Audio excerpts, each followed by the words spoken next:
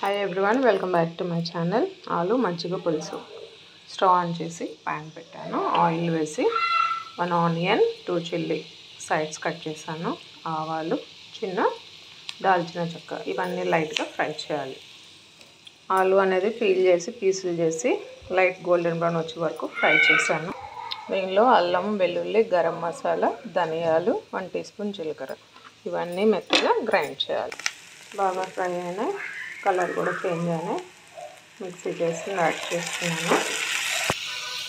సరిపడా పసుపు, సాల్ట్, కారం, కొత్తిమీర యాడ్ చేస్తున్నా. స్టవ్ ఆఫ్ చేశాను. మొత్తం బాగా కలిపేయాలి. ఆలు అనేది ఫ్రై చేశాను కదా, ఈ బటర్ మిల్క్ బాగా చిలికాను, దీనిలో యాడ్ చేయాలి. ప్యాన్లో కూడా యాడ్ చేస్తున్నాను. రెడీ అయిపోయింది, మీరు ట్రై చేయండి.